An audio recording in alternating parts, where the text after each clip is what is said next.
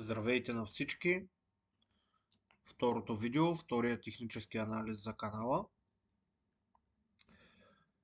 Добро утро, добър ден и добър вечер, където и да се намирате по света.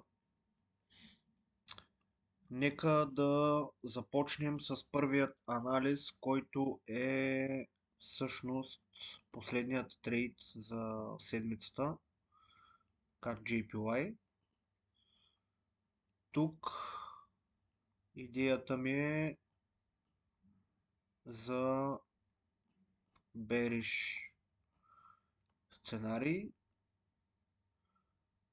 който обаче тук, ако забележим, имаме left head, right shoulder.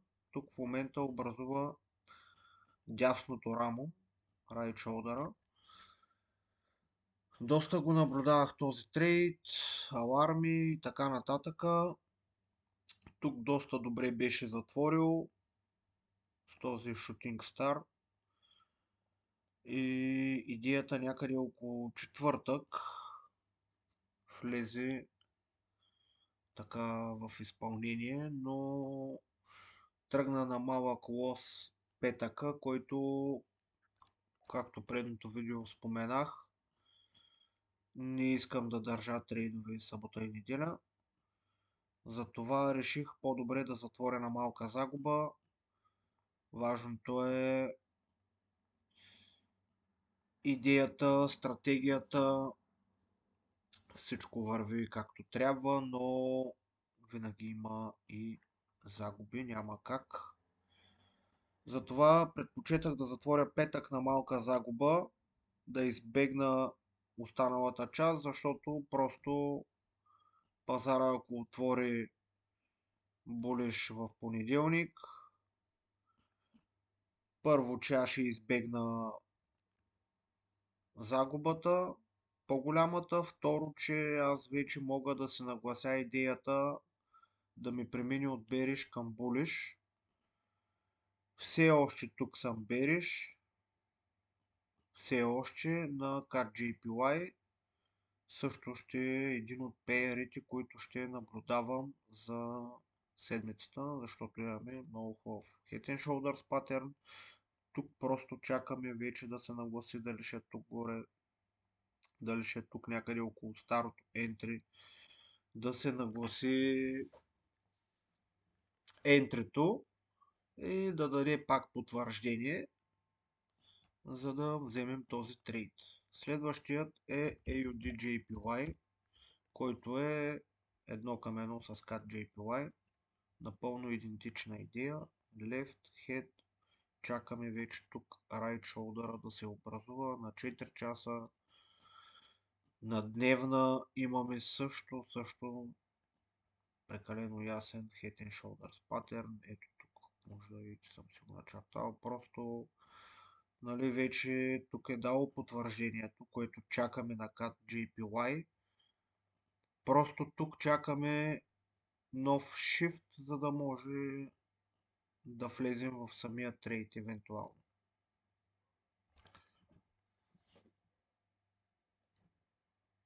Следващия трейд ще е Euro GBP.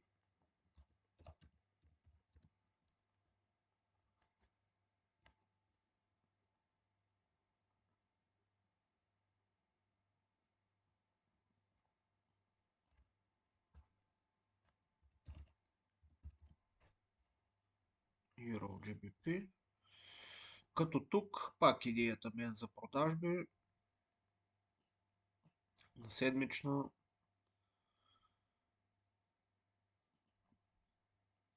И вече на дневна и надолу чакаме този shift тук да се получи.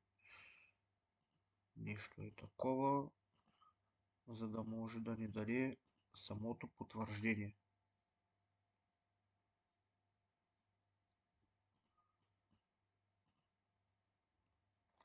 Това е общо взето за EuroGBP.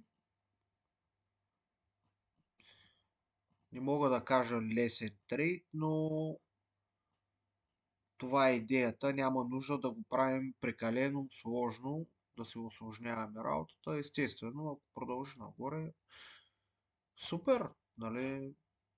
Има и такива моменти, затова трябва да се научим как да избягваме също и загубите или големи загуби. Да знаем кога трябва да затворим самия трейд. Нали, това вече се изгражда с течение на времето, стратегия, риск менеджмент, защото по-малката загуба винаги е по-добра от по-голямата загуба. Следващия трейд е Euro CHF,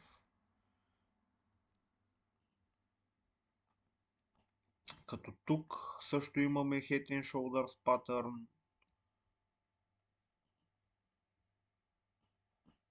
и тук просто чакаме ретест някъде тук. Може и директно да се продължи надолу. Това няма как да го уточним, но някъде тук чакам самия трейд да ретестне зоната, което евентуално вече на 4 часа да го следя. Може и тук да ретестне, може и тук. Няма как да знаем с точност докъде ще върне трейда. Това е също за за Euro CHF.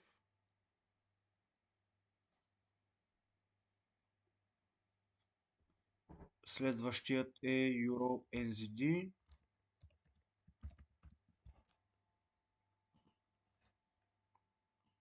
Тук обаче идеята е за булиш, за покупки.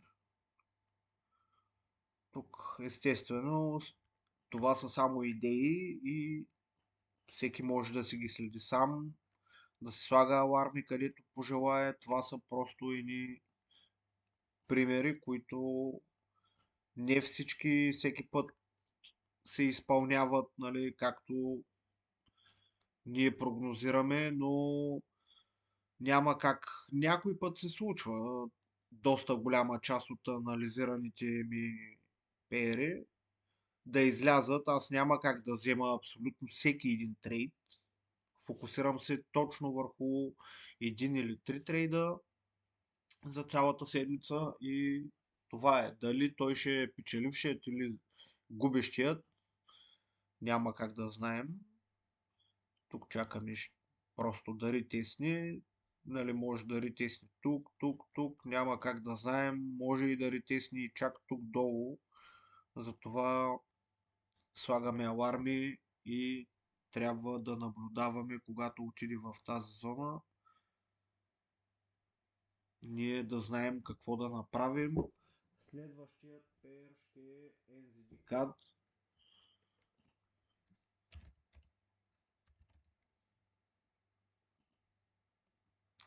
Тук идеята ми също е за продажби. Както виждате, всичките идеи са отново продажби, само една е за покупки, но такъв е пазарът. Такава е моята гледна точка. Тук отново weekly, daily и 4 часа. Чакаме просто да ретеснем тук. Може да се види хубав трейд. Тук пак е ретеснал. Въртим се горе-долу около тези зони тук. На 4 часа просто чакаме ретест на структурата и евентуално вече да вземем трейда към продажби. Общо взето това са пеерите за седмицата. Всеки сам може да си ги прегледа, да си ги начертае, да си анализира за себе си пазара. Много е важно също да не забравяме да следваме стратегията си, да спазваме риск менеджмента, която ни е по стратегията и да не пускаме емоционални трейдове, също и да не, да не се влияем от емоциите, колкото и да е трудно. Нали, всеки е различен човек, на някой му е малко по-трудно, на някой му е малко по-лесно. Но Това е и да знаем кога трябва, когато сме в грешка, наистина, както тук на CAD JPY, защото аз тогава се двоумях и двата пеера са едни и същи CAD JPY и AUD JPY.